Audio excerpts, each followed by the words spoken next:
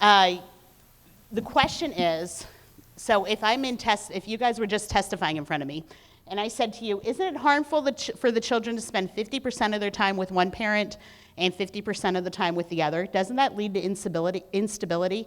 Does anybody want to give me an answer to that? Okay, you raise your hand first. Come on up and give me the answer. Yeah? No? Okay, come on up and give me the answer, Dave. I'll give you my version of it. Well, Dave goes first, and then you go second. No, it is not harmful for the children because children need both parents in their lives. Both parents can offer different perspectives on life that the other cannot do. Mothers have one way of explaining life to children, fathers have another way of explaining life, and both together the children are better for it. There you go. Excellent answer, Dave. You win a cookie. Okay, come on over. Give us your answer, Serena. Okay. So staying above that line. Yep. Just in my situation, it's very stressful. If there is equal, there's less stress, there's less problems, less health issues for both parents. Like we were saying, the money can go toward the children for college, for clothes, food, however. The children aren't stressed being torn between mom and dad, fighting over who is the best parent.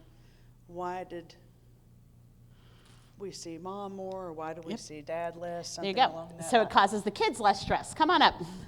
Good job. You win a cookie. If you volunteer to answer, you win a cookie. It's kind of easy, guys. What would be beneficial for the child is the opportunity to be with both parents, as we just said. However, the other parent would get an opportunity to have a break, knowing the child will be safe, as opposed to putting the child with a babysitter. So the child benefits from not having to be with strangers as much. You get a cookie. Congratulations. Okay, great. Good job. Oh, one more. Okay. Come on. You got to speak into the mics so that people can hear when they're watching the videos. The positive life outcome outweighs the instability. It's pretty simple. You know what I mean? So, you were talking about, kids. Perfect. Yeah. Super simple. He got it done already. Yes. Yeah, if that's the question. Go over there. Isn't it harmful? Isn't it harmful for a child to wake up every single morning wondering why their other parent isn't there? Isn't it harmful for a child to come home from school excited to tell their parent about their day at work, and their parent isn't there, and they don't get a chance to share that experience with the other parent? You win a cookie, Mark. Good job. Thank you, guys. Everybody wants a cookie. Excellent. Thank you, guys, for that activity. So do you see how you take everything that's above the line and you make it into your talking point, right? Cool? Okay, excellent.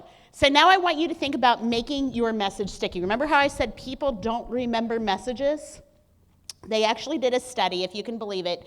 In Japan, they did a study where they had people watch 600 commercials. Can you imagine watching the Super Bowl commercials only 10 times more? And then they asked them afterwards, tell me about the commercials. Which one was for cars? Which one did this? Which one did that? What was this commercial about? What was that commercial about? And what they found was the ones that were most memorable had one or more of these things in common. They were simple, unexpected, concrete, credible, and emotional. Simple, unexpected, concrete, credible, and emotional. And if you want to figure out a simple way to remember how to make things stick, simple, unexpected, concrete, credible, emotional stories stick. S-U-C-C-E-S-S. Stories stick is the SS. So that leads to your success. So let's go through this. I'm going to show you a video that is very sticky. This video is from 2016, I believe, and when we were sitting around in 2019 looking for a sticky commercial, somebody said, what about? And everyone went, yes! We remember that commercial. So if we can remember a political commercial 3 years later, we know it's a sticky commercial because I watch a lot of political ads for my life. And then we're going to break it down and show you the simple, unexpected, concrete, credible, and emotion. You ready? Here is, we've got lots of videos in this presentation. Okay, let's turn the volume all the way up, unplug that, plug this in, put this here, and hopefully it plays. It's coming from here. It's about $103 a day. I got it. Gerald really doesn't have any hobbies. Last year's tax rate was 0.4169. This year, we could take that down to 3.838. So is he always like that? Yeah, all the time. Which means that the 3838 is probably going to go somewhere between 3838 and 41.69.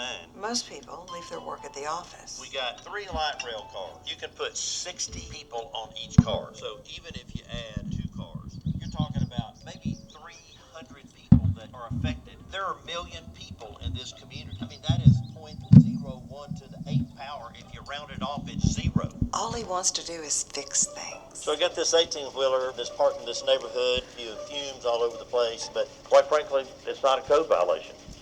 You know, I think I like helping around the house here. Please re-elect Gerald. Please. Okay, do I need to play that again since we were trying to figure out the sound thing? Or did you guys get it? Okay, so this is Gerald. It is a simple commercial. He went into all these details, but was the focus of the commercial on all of the policy stuff? No, it was the simple idea of get Gerald out of my house. By the way, Gerald won his election and won his re-election. So what's the simplest way you can say the point of your message? I know we could sit here and we could talk for hours about shared parenting and about the oh my gosh, what was that slide with the 34% being the maximum that you could possibly get when you're getting a deduction for, you know, whatever. It made my head spin. And I was like, I am so happy my family has never had to deal with this stuff because it is complex, right? So what's the simplest way you can say your message? So if I said the low-cost airline, which airline would that be? The low-cost airline you actually want to fly. Southwest, thank you very much. Okay. Spirit is like, yeah, never mind. I'm being broadcast. A bird in the hand is worth 2 in the bush. That's been around for 3,000 or more years. It's simple, it sticks, everybody knows it and remembers it. The funny thing is the Clinton campaign back in 1992 had 3 messages. The one that James Carville hated most was, it's the economy, stupid. All I had to say was Clinton campaign 1992 and James Carville, and she goes, it's the economy, stupid. Gosh, that was almost 20 years ago, and she's almost 30 years ago, and she still remembers it, right? And then so the message of this was, please re-elect Gerald, please. It was just a simple message of a woman trying to get her husband out of the house. Unexpected. You were not expecting the wife of the candidate to beg you to get him out of the house. It's like no other campaign ad you've ever seen, right? Your message should be, if you could find some way to make your message unexpected, do it, because that's what's memorable. You might present in your problem in the form of a mystery. How is it that my client, or one of my clients, let's say it's a lawyer testifying, how is it that one of my clients who is a successful engineer has gone bankrupt over child support? Well, let's take a look at what the current law says. And then you lay out the case for, here's what the current law says, here's what it is, now let me show you how that worked with his finances. He had to sell his house. Not because he wanted to, but because of the way the judge applied the law you all presented. Or you might do something unconventional. When we were talking about sex education one year, the opposition to my side wanted to put something very, very graphic into the 4th grade. And we got a copy of their textbook. And they said, oh, well, we tell them not to look at pages 18, 19, and 20. If you're a 4th grade boy and you're told not to look at pages 18, 19, and 20, what's the first thing you turn to? So we had our churchiest church mom dress up in her churchiest church clothes, pull her hair back into a bun, and ask for all the children to leave the room. And then she started reading from page 18, 19, and 20 until the legislator asked her, one of the legislators asked her to stop reading pornography in the committee because pornography is not allowed. Oh, but you want to allow this into my child's 4th grade classroom? It got tossed out, but it was very unconventional and very memorable because I still look at this woman and think, bye-bye black sheep. Okay, concrete. I want you to think about how can you make the details of your testimony concrete? How can they touch it? How can they feel it? There was a study done with fake juries and fake lawyers and fake women giving testimony, and it was about whether or not the woman was being neglectful of her child. And in one jury room, again, fake trial, she said, well, I make him brush his teeth every night. In the other jury room, she said, well, I make him brush his teeth every night with his Darth Vader toothbrush. This side did not convict, this side did. And the only difference were those little details, like the Darth Vader toothbrush. When you give the little concrete details about your life, it makes it more believable. So in this video that you just saw, you can look at that steak and go, oh my God, he is so distracted by talking about policy, he overcooked the steak. It looks dry, it looks gross, right? And then he uses it as train cars to demonstrate about putting people on the trains, right? So you're being, just adding in a few little vivid details to your stories will make those stories come alive in the minds of the people that are listening to you. It gives your story some emotional turn and it gives it credibility. So I want you to find concrete details you can put into the story. And then the next is, are you credible? Again, you wouldn't call me up to talk about shared parenting. I've already told you, I don't have any divorces. I don't have any broken homes, no even out-of-wedlock births, until you get to my second cousins. So I am not an ideal person to be testifying on your behalf. Now, if I had spent time in family law, then maybe, yes, I would, right? So are you credible, and are you credible to speak on the piece of the testimony that you're given? I know a lot of you are state leaders, so when you go to organize the testimony for your bills, I want you to sit down with the people who are going to be speaking ahead of time. And I want you to say, okay, here's the piece that you're going to be giving, and here's the piece that you're going to be giving, and here's the piece that you're going to be giving. And then you practice it out to make sure that the testimonies flow from one to the other, because you don't need everybody to make the same points about the law being unfair because of this formula or that formula. Well, first of all, when you start talking about formulas, it's going to get really boring and then you're going to lose interest. And if you've lost interest, they're not focused on you. And if they're not focused on you, they don't care.